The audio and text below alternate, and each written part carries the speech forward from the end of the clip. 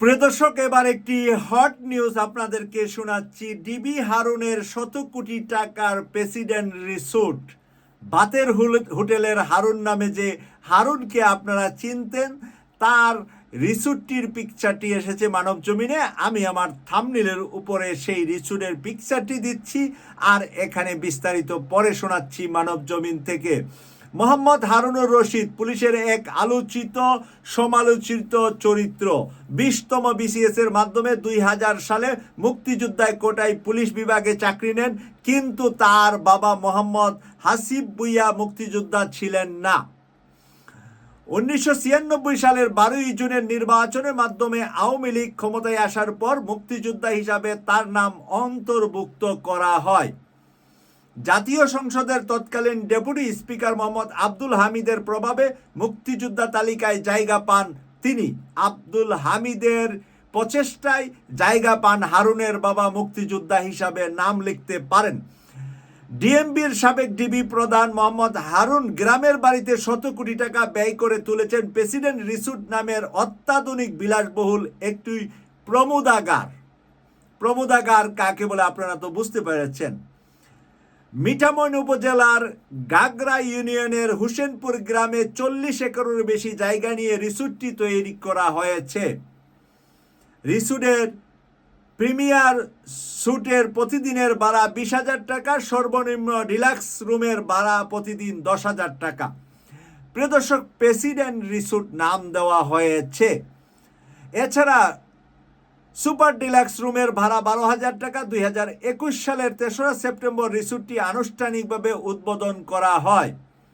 রিসোর্টের ভিত্তি স্থাপন এবং রিসোর্ট উদ্বোধন উভয় অনুষ্ঠানে প্রধান অতিথি ছিলেন তৎকালীন প্রেসিডেন্ট মোহাম্মদ আব্দুল হামিদের ছেলে, কিশোরগঞ্জ 4 আসনের তৎকালীন সংসদ সদস্য রেজওয়ান আহমেদ তৌফিক।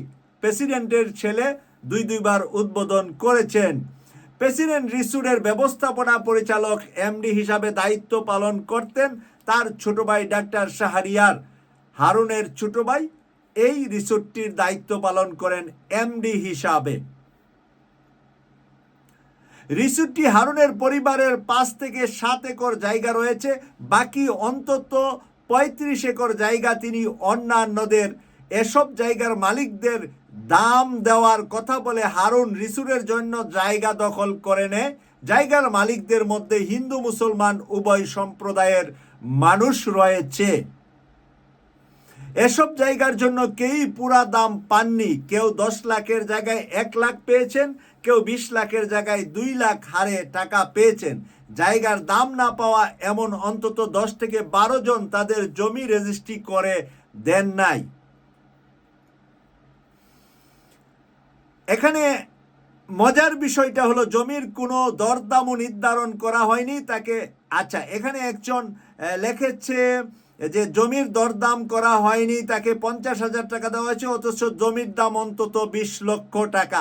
টাকা না পাওয়া জমি রেজিস্ট্রেশন করে দেয়নি জানিয়ে দিলীপ বণিক বলেন, আমার মতো অন্তত 12 জন রয়েছেন যাদের নামমাত্র টাকা দিয়ে জমিতে রিসোর্ট করেছে হারুন।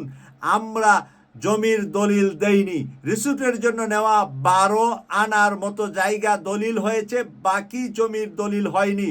পরবর্তীতে পরিস্থিতি প্রসঙ্গে দিলীপ বণিক বলেন, আমার জমির কাগজ ও দলিল রয়েছে, যেহেতু জমি বিক্রি করিনি তাই আমি জমির মালিক। প্রিয় দর্শক, এখানে দেখুন, সব সময় আমরা শুনে আসছি হিন্দু ধর্মের মানুষদেরকে সবচেয়ে বেশি নিরাপত্তা দেয় আওয়ামী লীগ সরকার। আর ডিবি হারুনের সব কিছুই ছিল আওয়ামী লীগ সরকারের সময়ে। আর সেই আওয়ামী লীগের সরকারের সময়ে একজন হিন্দু ভদ্রলোকের জায়গা 20 লক্ষ টাকার জায়গা 50,000 টাকা দিয়ে তার জায়গা দখল করে রিসোর্ট বানিয়ে ভাড়া দিচ্ছে, কিন্তু তার জায়গার দাম দিচ্ছে না। এই কথা আজকে মানব জমিন পত্রিকায় এসেছে। এর আগে একজন হিন্দু নারীর কথা এসেছিল পুলিশের আইজিপি বেনজির, যে ফরিদপুরে রিসোর্ট করেছে সেই রিসোর্টের জায়গা দখলের মধ্যে।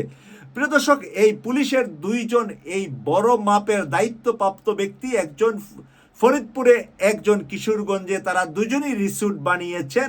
আর রিসোর্টের মালিকানা জায়গায় হিন্দু মুসলমান দুই ধর্মের মানুষ আছেন, দুইজনের জায়গায় দখল করে নিয়েছেন, তাদেরকে উপযুক্ত দাম দেননি। তাহলে বাংলাদেশে যে রিউমার ছড়ানো হয়, বাংলাদেশে অন্যান্য ধর্মভীরু মুসলমানরা হিন্দুদের উপর নির্যাতন করে, অত্যাচার করে, জুলুম করে এবং তাদেরকে দেশ থেকে বের করে দেয়, এই বিষয়টা আজকে আমার প্রিয় দেশবাসীর উপরে ছেড়ে দিলাম। আপনারা বিবেচনা করবেন কাদের উপরে সবচাইতে বেশি কারার সময়, কাদের রাজনীতিতে সবচাইতে বেশি আমাদের দেশের অমুসলিম ভাই বোনেরা নির্যাতিত হয়।